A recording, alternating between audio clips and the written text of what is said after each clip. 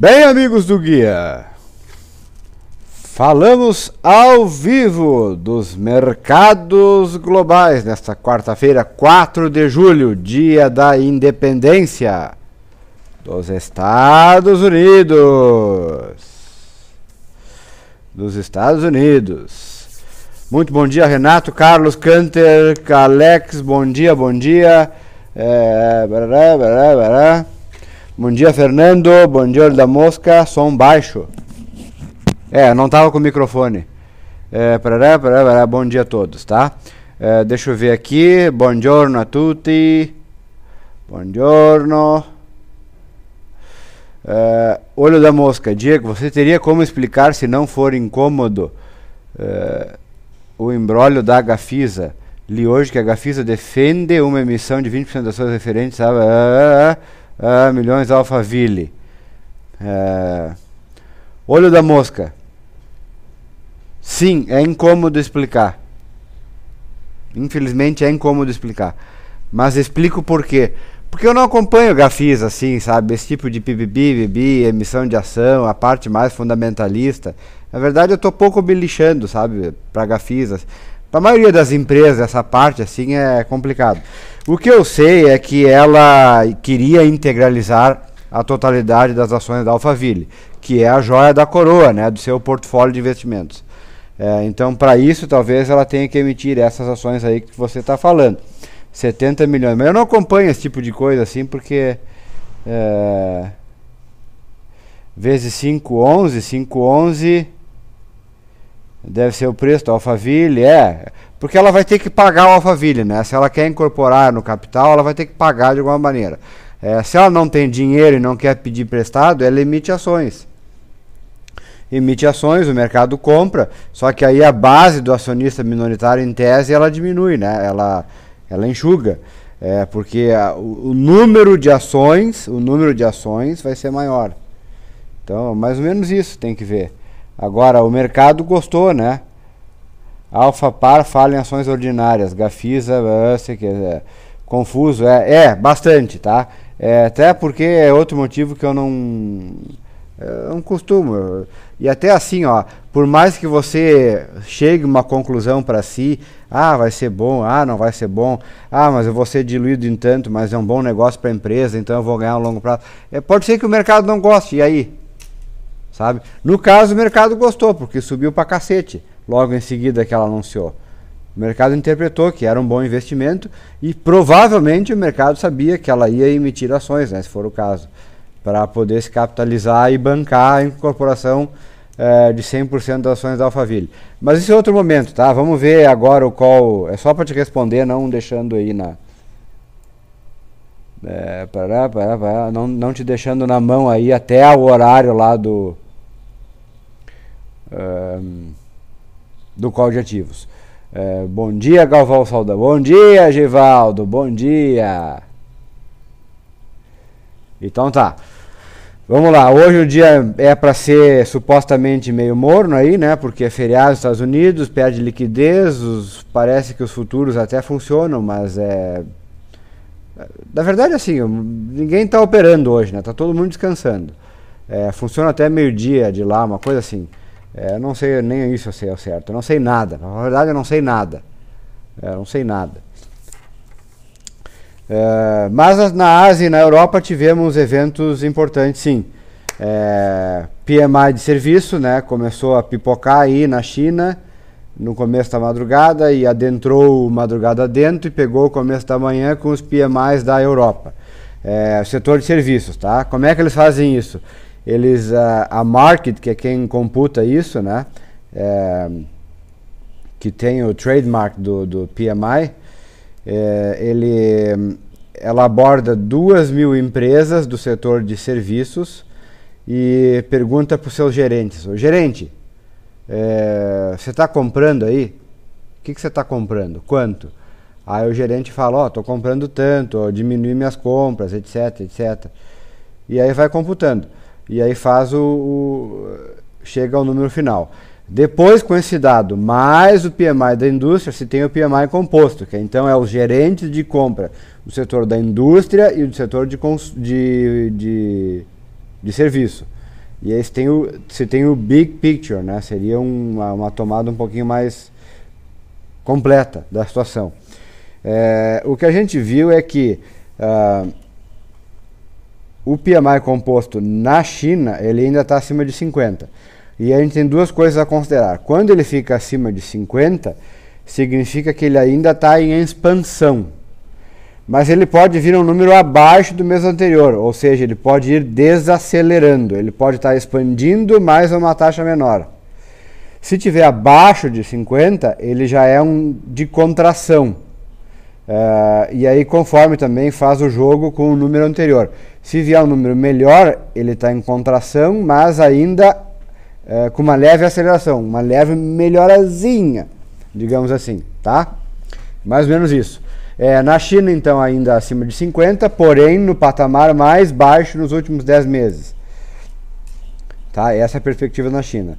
Na China também temos a seguinte questão. Zoom in. Descobriu-se que recentemente, né, o Banco Central da China teve que vir no mercado e injetar dinheiro, tá? Porque estava faltando. Os bancos não estão empossando um pouco da liquidez. O que é mais ou menos natural nessa época do ano, porque se aproxima lá da tomada de fechar o semestre, né? Então o banco tem que mostrar a sua folha, o seu balanço, e tem que ter dinheiro em caixa, etc., para cumprir os pré-requisitos, né? Eu nem sei se China aplica Basileia, provavelmente não, mas tem que ter alguns pré-requisitos, né? De dinheiro mínimo, etc., proporção de empréstimos com relação a capital do banco, etc, etc. Então é natural que eles busquem mais depósitos, né, para aumentar a sua base financeira, né, do banco, e é natural que eles segurem um pouco empréstimos, né, justamente para fortalecer a sua posição. Mas isso é um efeito que, se não mascarar a situação real, né, complica o mercado como um todo, porque o banco tende a emprestar menos. E aí então vem o Banco Central da China e injeta liquidez, tá? Tá aqui os momentos que ele injeta liquidez, ó, nessas faixas,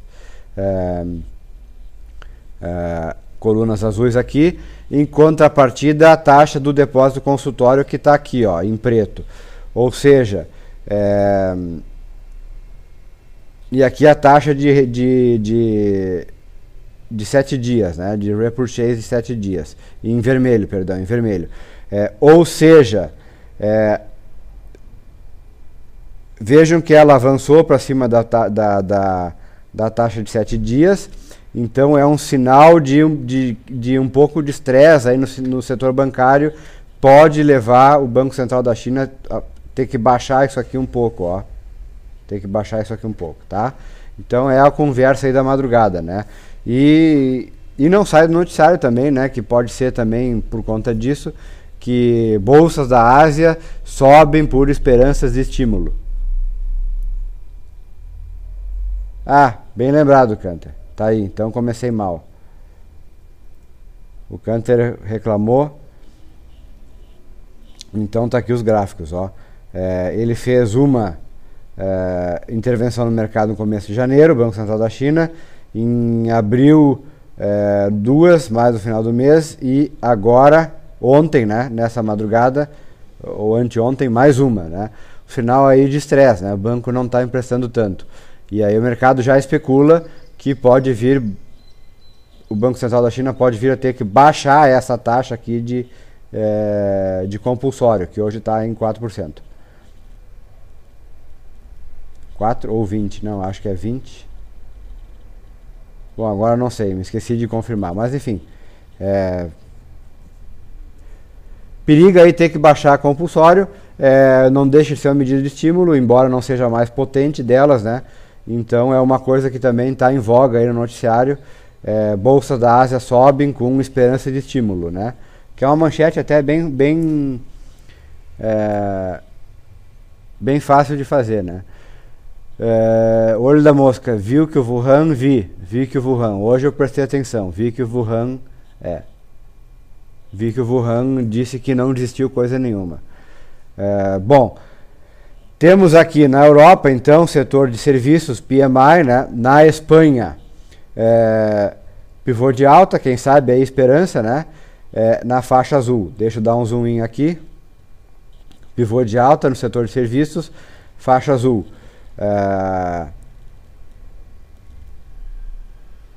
Contraposto aqui com o PIB, né? O PIB seria a linha laranja, tá aqui, tá?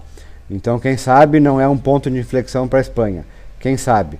Aqui na Eurozona, ainda não... você vê que a Espanha... Espanha e Itália, de certa forma, desempenharam melhor, tá? Quem desempenhou a pior foi a Alemanha, como a gente vai ver depois. Aqui é o composto, né? O PMI composto da Eurozona, ainda em pivô, dois fundos descendentes, né? Fundo descendente, mais baixo. E vamos ver, e o PIB, pelo menos o PIB, né, que seria aqui as faixas em laranja, ele já foi pior e está fazendo aqui, quem sabe, uma divergência altista, de olho. O que surpreende foi isso aqui, ó, mudança, né, em Future Service Future Activity Index, tá? É o índice de atividade futura de serviços. Então, olha o tombo na França, Alemanha, Espanha e UK, né? Agora, eu não sei se esse dado aqui, porque aqui diz maio, ó, e foi um dado que supostamente foi divulgado hoje junto, então eu não sei se a tabela não veio errada, quer dizer, isso aqui não é junho, porque então fica um negócio engraçado, né? Fica um negócio estranho. Mas enfim, o comentário que eu li é que por conta, né, desse ciclo vicioso aí de desânimo quanto à situação econômica, é natural que a perspectiva futura, né, venha pior e a gente tenha, quem sabe, ainda mais um pouco de rodadas de número ruins à frente. E aí não saímos daquela questão, né, quer dizer, voltamos àquela questão, o quanto de mercado, né, de bolsa já está precificado de antemão, né? Porque a gente sabe como é que funciona esse ciclo, né? Os dados vão saindo ruins e à medida que os dados vão saindo, as pessoas ainda tendem a incorporar, né, quando confrontadas com esse dado, um sentimento ainda pior no futuro, né? Diz, pois tá ruim, complicado, agora vai ser complicado. E quando eu pergunto o que você acha que vai acontecer, eu diz, eu acho que está complicado. Se me perguntarem agora o que você acha que vai acontecer no Brasil, eu acho que o futuro está complicado. Já está ruim agora, né? Porque a indústria desacelera, serviço desacelera, confiança no comércio desacelera. E aí se me perguntarem, está complicado, eu acho que o futuro é complicado. Acho que o futuro é mais complicado do que está agora. E pode não ser verdade. Então tem que considerar isso também, né? Acho. Aqui então o Mark Gurman, né? O índice do PMI da Market para a Alemanha de serviços, sai do setor de expansão para o setor de contração, numa sentada só. No Japão foi a mesma coisa, no mês anterior estava acima de 50 e agora já está abaixo. E aqui é o da Itália, o da Itália ainda descendente, e o GDP, né, o PIB dando aí um tique lateral, né? Quem sabe,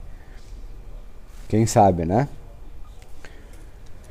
Então esses foram os dados, né, que em voga aí nessa madrugada, os PMIs. Tem uma outra questão no âmbito internacional que está desenvolvendo aí, acabou de sair aí nas agências internacionais, tô com o pescoço duro, que acharam mortos os dois pilotos, né, do caça, aquele da Turquia, que foi abatido ainda em junho, né, supostamente em águas internacionais, mas a Síria teria derrubado, e aí o diz que foi, não foi, parará. E aí a Turquia invocou os artigos 13 e 4 do não sei o que da OTAN, porque a Turquia faz parte da OTAN, então a OTAN tinha que proteger a Turquia, tinha que apoiar a Turquia. Poderia ser o pretexto, né, para a OTAN se envolver de uma forma mais evidente no confronto lá da Síria, e aí a Síria já está em guerra civil, e aí a Síria apoia o Líbano, o Irã apoia o Líbano, e todos estão do lado de Israel, e o Egito recém elegeu um presidente muçulmano que diz que vai respeitar os tratados, mas a gente sabe que isso pode ser retórica. Enfim, está se armando o circo, né?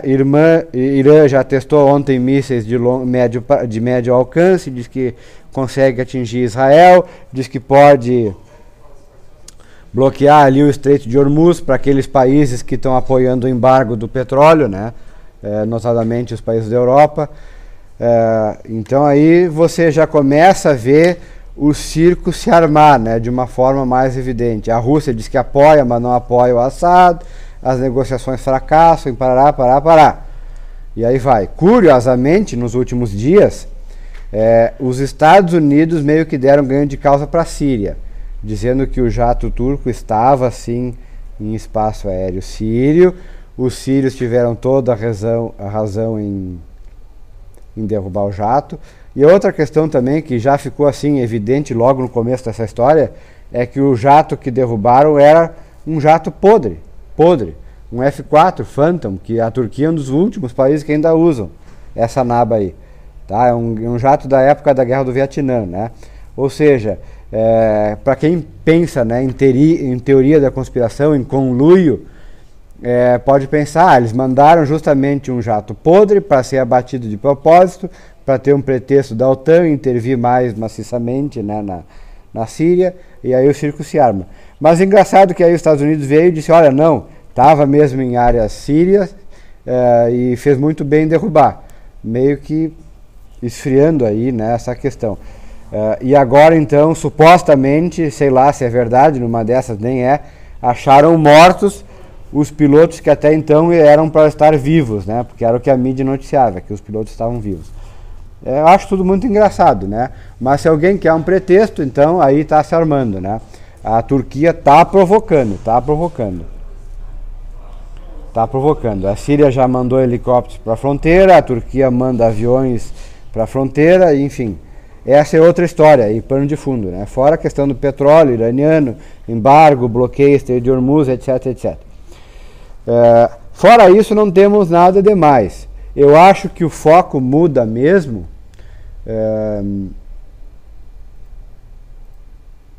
Deixa eu fechar aqui, já mostrei. Eu acho que o foco muda mesmo. Produção industrial saiu ontem, né? Horrível. Tá aí, ó. Menos 0,9. No apanhado do ano deu quase 5% de queda, hein? E nos últimos 12 meses quase 4%. É pancada, claro que boa parte disso é automobilístico, né? A indústria automobilística, que por sinal já está vendendo, né? Já está conseguindo de certa forma desovar os estoques. Tigrada está comprando carro aí, está se atolando de novo. E aí volta o ciclo, né? Não está ajudando a indústria agora, porque eles estão dando férias agora, porque eles estão dando férias coletivas, encerrando turno, etc. O que está fazendo é desovar estoque. E é engraçado, né? O quanto que custa, se você vai pensar em termos de política, né, de longo prazo, quanto que custa desovar os estoques das queridinhas aí, da Volks, da Ford, da GM? O que elas ganham com isso, né? Quanto que acrescenta, né? Talvez aí quantos? 1 bi, 2 bi, nem isso, 3 bi, 3 bi. Tá, beleza, aí desovou os estoques, a Tigrada compra carro, todo mundo feliz, agora com seu carrinho, etc, né? Quanto custa por ano o engarrafamento em São Paulo? Alguém tem ideia? Por cima. Só na cidade de São Paulo, tá? Alguém tem ideia? Quanto custa? Tem um custo, né? O paulistano ficar mais de um mês preso no trânsito, porque é o que ele fica, imagina o custo disso em perda de produção. Ele podia estar fazendo outra coisa, ele podia estar estudando, ele podia estar trabalhando. Muitos até já trabalham no trânsito, né? Essa é a verdade, mas enfim, hoje tem smartphones, etc, né? Aí o sujeito vai ali, parar, vai trabalhando e pum, bate o carro. Porque não pode falar o telefone quando dirige, mesmo no engarrafamento. Alguém tem ideia de quanto custa isso? Por baixo, né? Uns 10 bi. Por baixo. Uns 10 bi, canta aí o Celso. Esse dado existe até, é até bom, vou tentar procurar ele. Sem falar no custo ambiental, com certeza. Então vejam, né, o que faz, a diferença de ter um governo que pensa em termos de voo de galinha e um governo que pensa em termos de voo de águia, né, voo de águia. Estava lendo, inclusive, um artigo que saiu semana passada, aí estava em voga aí no noticiário, e está na seção sala de imprensa, né, como sempre está lá. Um dos países aí que conseguiu dar a volta por cima foi a Geórgia, no Cáucaso, né, uma região esquecida do mundo aí, mais lembrada, de certa forma, pela Chechênia, que é a vizinha, né, Chechnya. A Chechênia, que é um grande produtor de chechênios, e chechênias e similares e derivados, foi motivo de guerra civil, etc, etc. Mas a Geórgia também, ela não tem, veja a situação da Geórgia, não tem saída para o mar, tem um inimigo poderoso, né, que inclusive não tem mais relações diplomáticas com a Geórgia, que é a Rússia. A Geórgia fazia parte da União Soviética, né, e separou. A Rússia já invadiu a Geórgia aí um punhado de vezes, né, N pretextos, né, pretextos de guerrilha, pretextos disso, aquilo, invadiu o norte. Tem uma região lá disputada, que é a região da Abkhazia, região da Ossétia do Norte, enfim. De vez em quando a Rússia invade lá, mata meia dúzia, dá umas metralhadas e volta para dentro. A Geórgia se reinventou, porque o que os caras viram? A gente não tem nada, a gente não tem merda nenhuma aqui. A Rússia vive invadindo, a gente não tem indústria, a gente não tem nada. Vamos criar um centro econômico nos moldes da Suíça, nos moldes de Singapura. E aí está, então. Hoje é mais fácil abrir, um dos lugares mais fáceis de abrir um negócio é na Geórgia. Vai lá e abre. Já tem milhares de offshores sediadas na Geórgia. Então está se reinventando. E aí não podia deixar de ser, né, uma das regiões mais prósperas para fazer negócio, etc, etc. Agora o Brasil não. Não, o Brasil não. O Brasil tem que desovar estoque dos carros, tem que agradar alguns poucos, etc, etc. Já comentei ontem, né, o Sardenberg tem um artigo interessante, né, sobre o custo Lula nesses últimos 10 anos do Brasil, né, suas ingerências e inferências na Petrobras, Banco do Brasil, enfim, não vamos discutir isso agora, já comentei ontem, mas é interessante, né, pensar nesses termos. E aí então tá aqui, ó, a produção da indústria caindo, o governo vai lá e prorroga IPI da linha branca e toca Tigrado a comprar carro, desovar estoque, mas não vai resolver o problema da indústria, porque se a Tigrada se atolar e tudo que conseguir fazer for desovar estoque, pode ser que as próximas fornadas voltem a encalhar, a gente não sabe, mas enfim, é isso que o governo sabe fazer. E tratando desse assunto, tratando de governo, temos a seguinte questão, né, que ontem ficou mais do que evidente de uma forma assim escancarada. Aqui está o gráfico do dólar. Ontem tivemos uma alta expressiva do dólar, que ele havia escorregado para baixo de R$2 e voltou para cima ontem. Por que ele voltou para cima? Porque um dos diretores do Banco Central veio a público e descaradamente disse que o Banco Central tinha que comprar dólares, sim. Tinha que comprar dólares para elevar as cotações, porque a indústria estava mal. Ave Maria. Quer dizer que agora o Banco Central tem que defender a indústria. Um negócio que era independente, que era para ser independente, já há muito tempo a gente sabe que não é independente, mas agora, além de tudo, ainda tem que defender a indústria. Givaldo, não é um lugar perigoso? Não, não é, Givaldo. Perigoso é aqui. Perigoso é aqui. Aqui em Porto Alegre, mais ou menos, morrem 10, 12 assassinados por dia, né, na grande Porto Alegre. Perigoso é aqui. Quer dizer, morre muito mais gente aqui assassinado do que morre em atentado bomba no Iraque, no Iêmen. Perigoso é aqui, Givaldo. Perigoso é aqui. Enfim.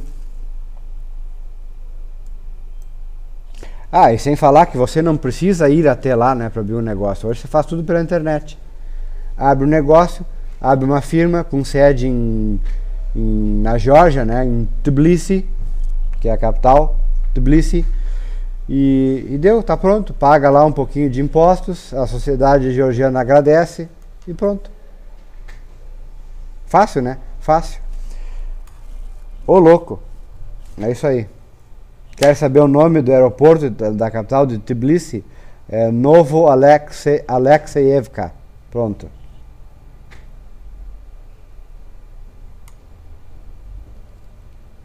Gostaram dessa? Tá, né? Então tá. Vamos embora. Mas então veio esse diretor do Banco Central e disse que o dólar, sim, tinha que comprar dólar para elevar as cotações. Bom, aí a gente tem o seguinte cenário. 2,10 é caro, 2 é barato. Então tá delineada a faixa, né? Pelo próprio Banco Central, entre 2 e 2,10. Entre 2, tá aqui, e 2,10. O Banco Central, faz tempo, ele anota, ele tenta ter a política, né, das bandas cambiais sujas, né, digamos assim. A gente sabe que é suja, que varia para mais para menos. De certa forma, ele defende a moeda, sim, né, e é uma das prerrogativas dele, do nosso aqui, né. O Ponce pergunta ali, já respondo. Mas assim, ele tinha 2 cenários explícitos para fazer isso. Um, em momentos de extrema volatilidade, né, e outro em momentos que ele precisaria, né, reforçar as reservas cambiais estrangeiras. Isso não precisa mais, porque já devo estar chegando aí perto dos 400 bilhões de dólares em reserva. O outro momento é evitar aí uma derrocada grande, né, do real, onde ele deveria intervir. Agora, porque a indústria está mal, pelo amor de Deus, acho que tem alguma coisa muito errada aí. Eu acho que é bull politics demais aí da equipe econômica, né, da Dilma e sua turma, e Manteiga, e Miriam Belchior, e etc, etc. E Pimentel, né, aquele que recebe por palestras não dadas. Que barbada, só tem barbada nesse governo, né? O cara recebeu 2 milhões de reais por N palestras que ele não fez.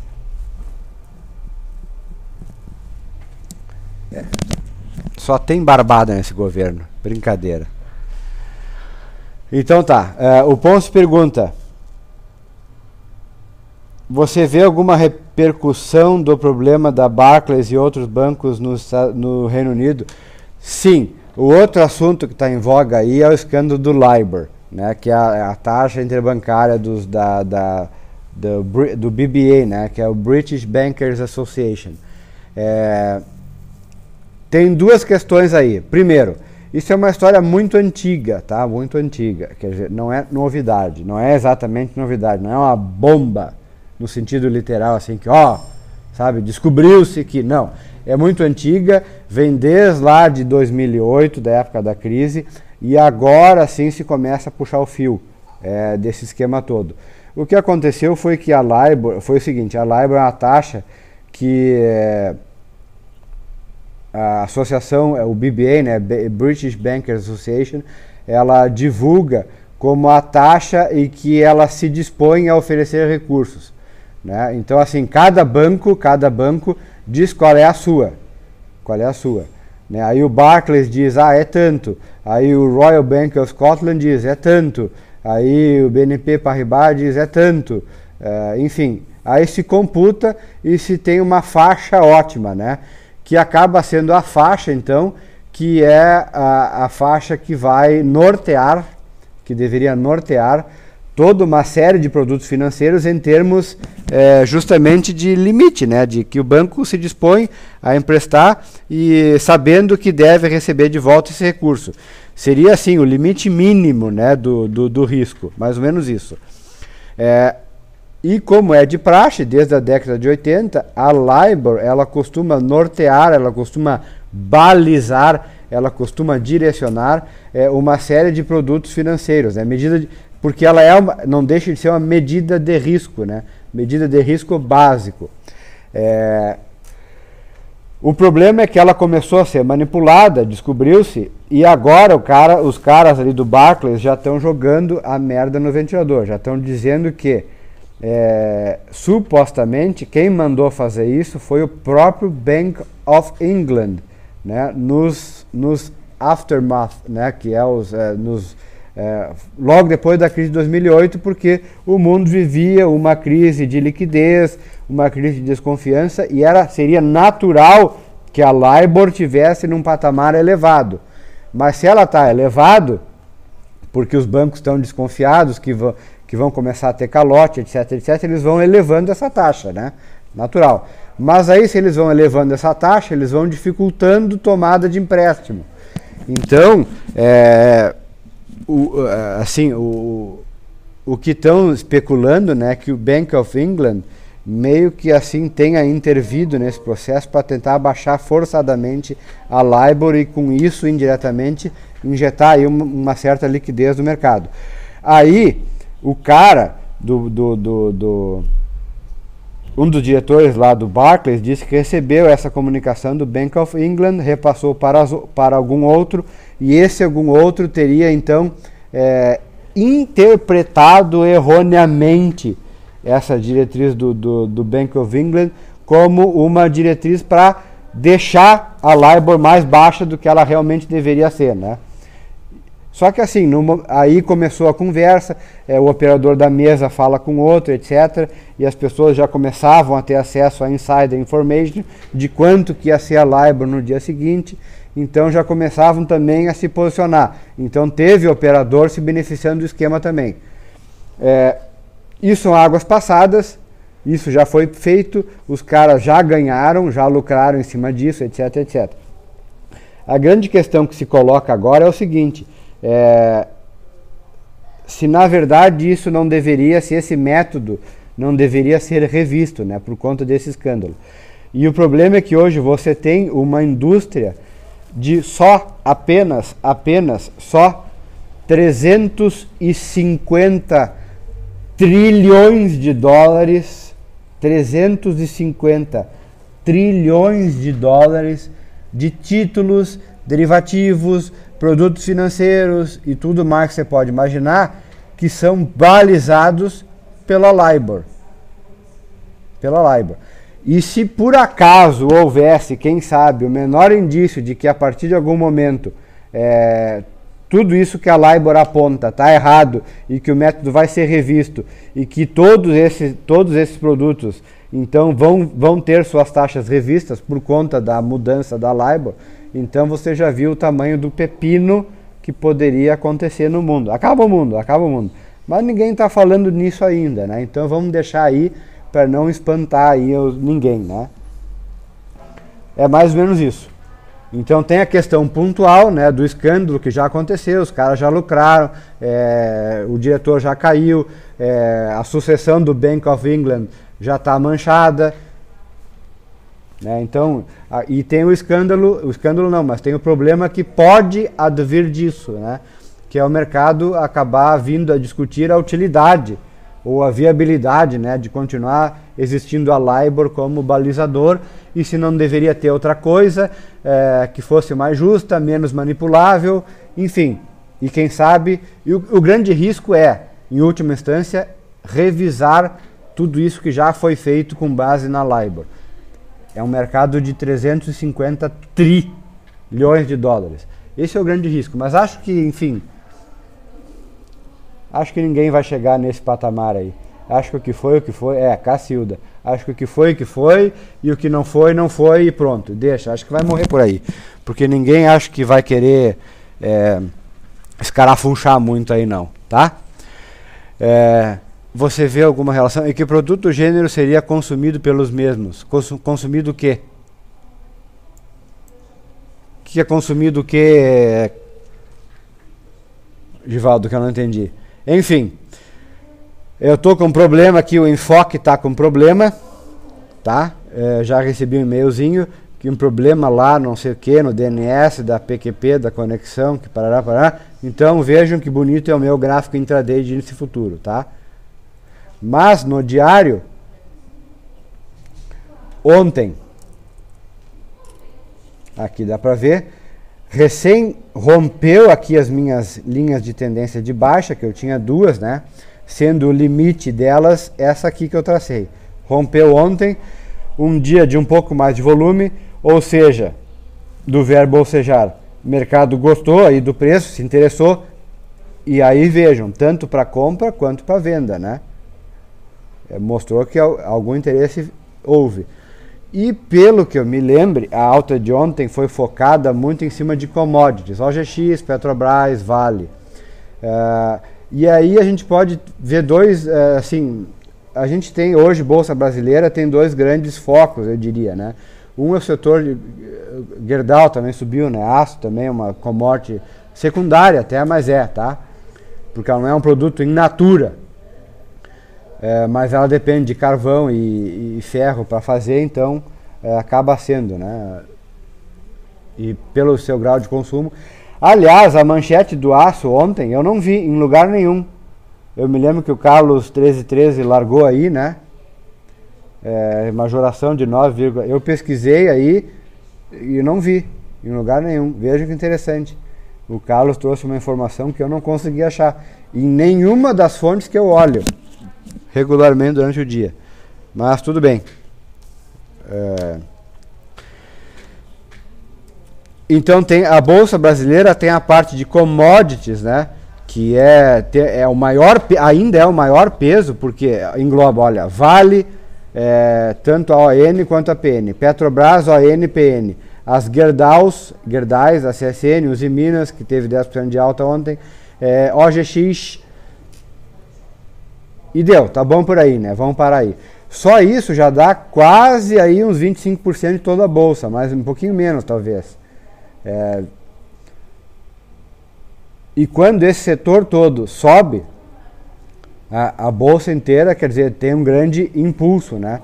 Agora, interessante é que esse setor, ele é focado mais no cenário internacional do que no nacional.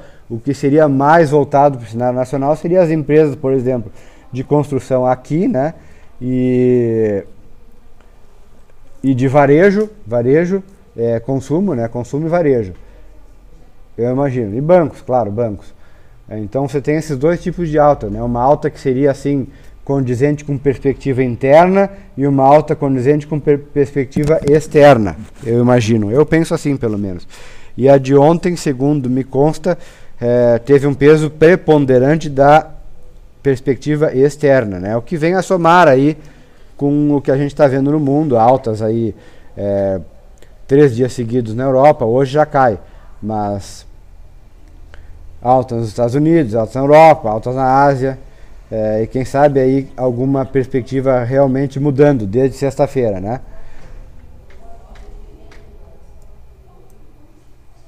Tá. Foi um negócio que na XP falaram. Bom, pode ser. Pode ser. Então tá, estamos nessa. Hoje vai fazendo aí, ó. Deixa eu dar um zoom in aqui. Ó, rompeu aqui a LTB e tá fazendo o pullbackzinho, né? Não se espera hoje grande coisa, porque grande parte da liquidez vai ficar de fora, que é a liquidez dos estrangeiros. Ontem, supostamente, o saldo no mercado à vista foi positivo. Os caras compraram, encerraram venda no mercado futuro.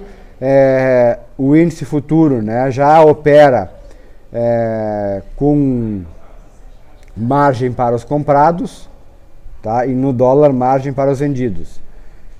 E os estrangeiros, inclusive no dólar, fecharam muitas posições de compra. Então esse é o cenário aí, quem sabe dando uma melhorada na perspectiva de médio prazo, né?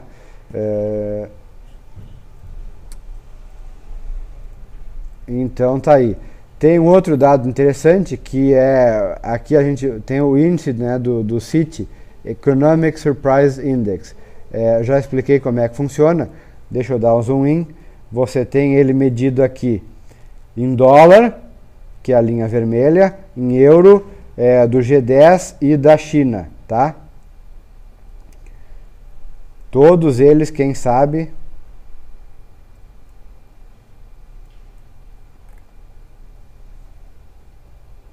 cadê aqui?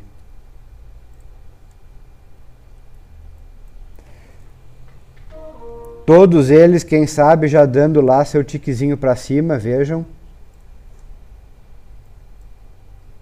Com esses PMIs que vieram... Ah, sim, os PMIs vieram um pouquinho melhor do que a estimativa, tá? Então, assim, muitos ainda vieram no terreno da contração, abaixo de 50, mas alguns até já acelerando um pouquinho e muitos acima da expectativa. E aí isso impulsiona o Citi Economic Surprise Index, porque é justamente o índice que calcula, faz a diferença entre o dado que sai e a expectativa. Se o dado que sai é melhor que a expectativa, então é ponto positivo. E aí você vai computando as médias, e aí você já vê que aqui, quem sabe, já vai dando ticks para cima, tá? Quem sabe aí um alento, né?